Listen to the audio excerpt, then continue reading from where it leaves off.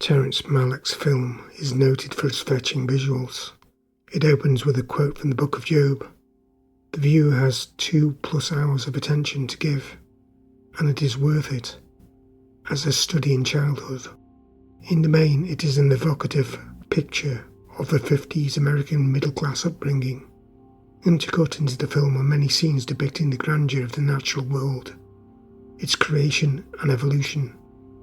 So, what has the Book of Job and the Bible character Job got to do with the main character? The main character in this film is played by a child with a fierce look, the actor Hunter McCracken. The look is a gift to go along with his acting. The link between the character played, Jack O'Brien, to Job of the Bible seems weak. The Book of Job is the oldest book of the Bible. Job was a wealthy man tested beyond ordinary comprehension.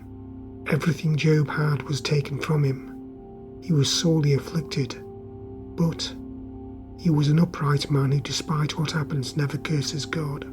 You can gather here that Job was a believer. He offers thanksgiving sacrifice to give thanks for all that he has, and even after calamity befalls him, he doesn't stop believing.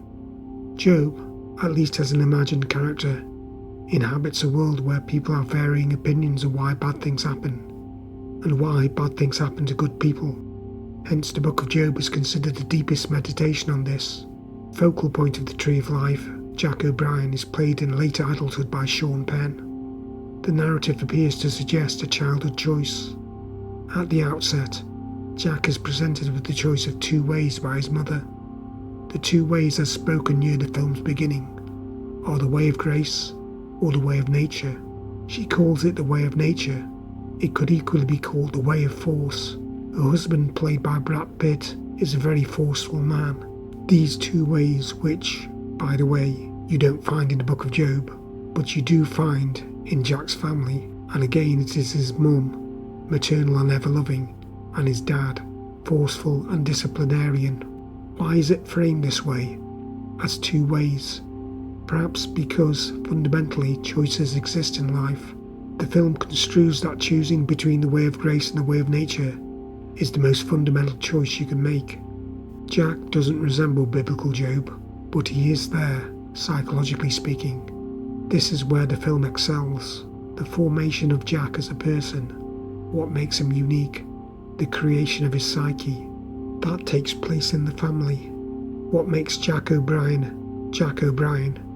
Seen on screen is the depiction of the family as the womb of the psyche. How do you get to be like Job, even as a child? At a guess, what occurs in the juvenile state in Jack O'Brien later happens in real life in adulthood. Jack knows inside what it means to be like Job, and then what Job will live out in maturity is what Jack has gestated in his mind as a child. Child Jack has been kicking against the goads, to use the biblical expression. He resists his father's fatherhood. More importantly, he has been giving his conscience pushback. This has heard as whispers against the silence. In a phrase, what he has been giving to his conscience is backchat.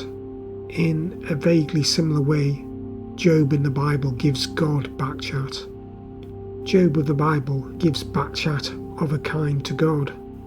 Biblical Job protests to God that the moral order of the world is not evident. In the midst of intense personal suffering, he protests God's morality. Does God really govern the moral order?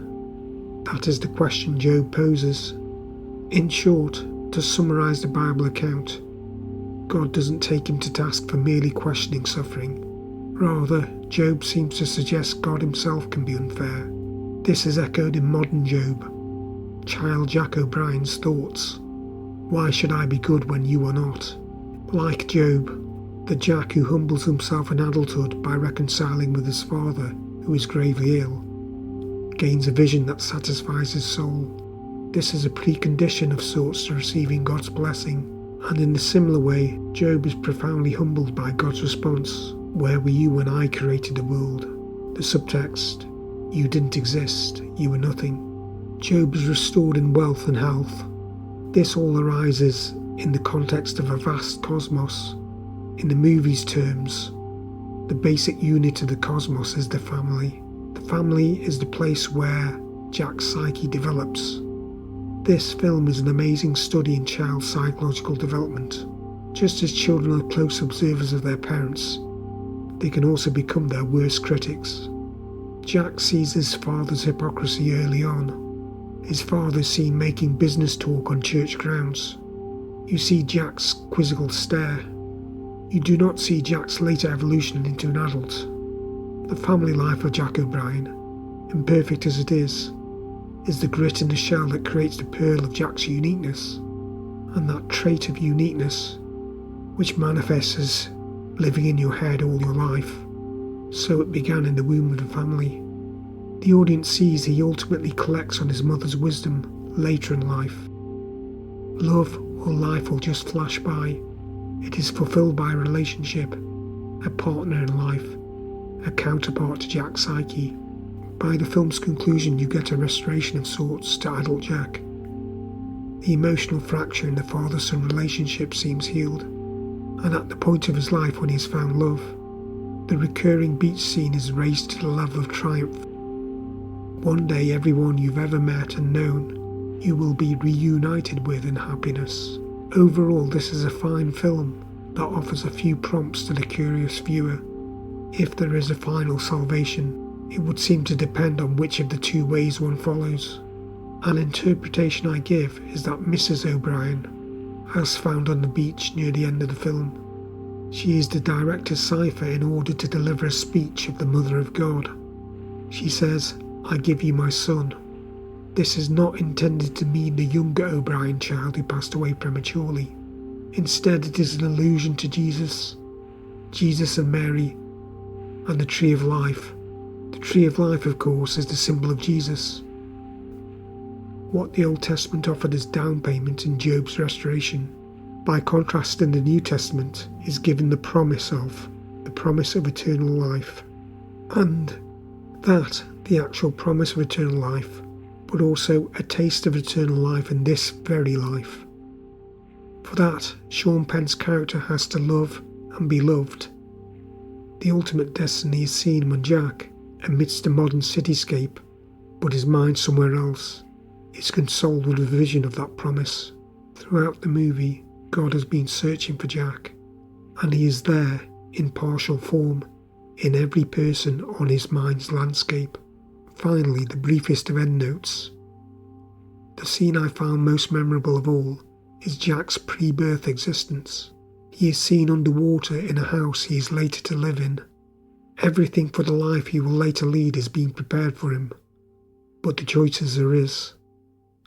I hope you've enjoyed this movie review. Thanks for watching.